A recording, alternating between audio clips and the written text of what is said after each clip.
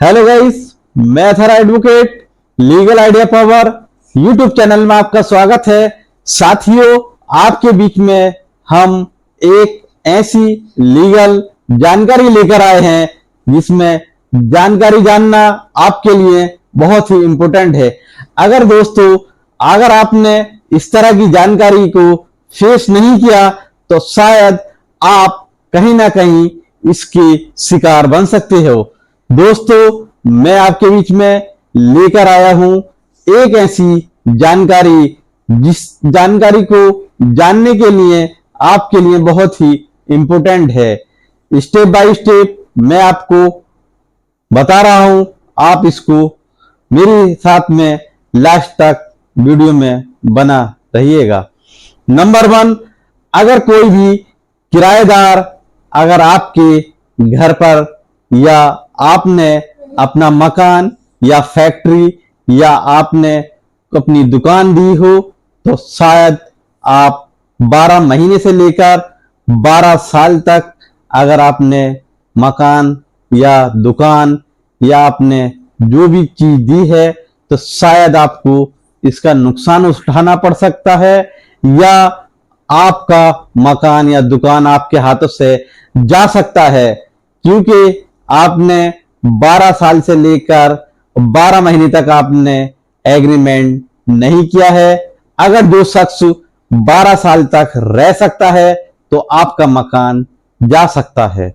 Number 2, अगर आप मकान के ऑनर हैं, मकान के मालिक हैं या फैक्ट्री के मालिक हैं या दुकान मालिक हैं, आपने अपना मकान या दुकान किराए पर दिया है 12 महीने के लिए और आप अगर भूल जाते हैं इसकी एक्सपायरी डेट ये कब रिन्यू होना है और लगभग 12 साल हो जाते हैं तो आपको मकान का नुकसान हो सकता है। जो किराएदार है आपके मकान पर कब्जा कर सकता है।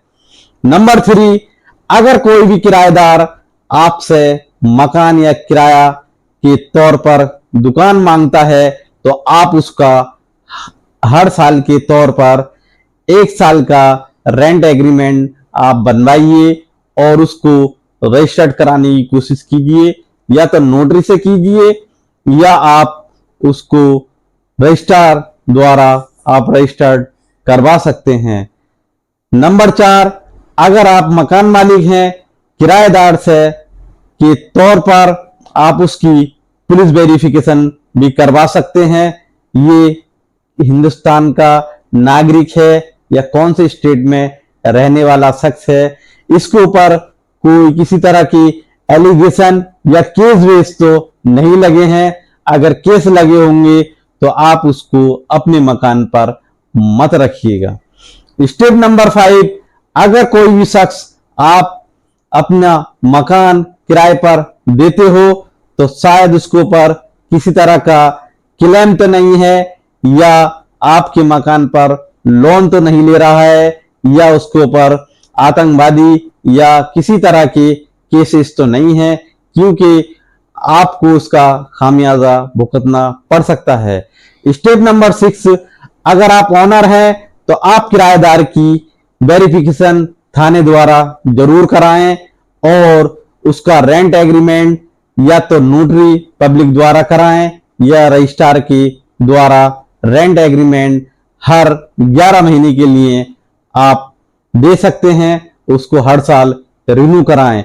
अगर आप भूल जाते हैं 12 साल से ऊपर आपका किराएदार रह रहा है तो वो मकान से निकलते हुए उसको बहुत ही परेशानी का सामना आपको करना पड़ सकता है, क्योंकि अगर आपने मकान 12 साल तक दे दिया तो वो कब्जा कर सकता है।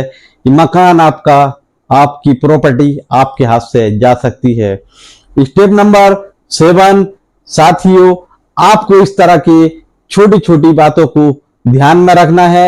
मकान मालिक होने के बाद आप हर महीने 1 साल के अंदर 11 महीने का एग्रीमेंट बनवाएं नोटरी पब्लिक द्वारा या रजिस्ट्रार द्वारा और पुलिस वेरिफिकेशन कराएं।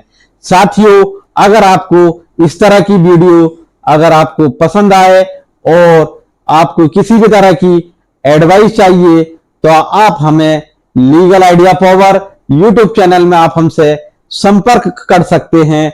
हम अपना नंबर नीचे साइट पर छोड़ देते हैं, आप हमसे कांटेक्ट कर सकते हैं। मैं अपनी बात खत्म कर रहा हूं। जय हिंद, जय भारत। फिर मिलते हैं legal idea power YouTube channel में अथर एडवोकेट के साथ।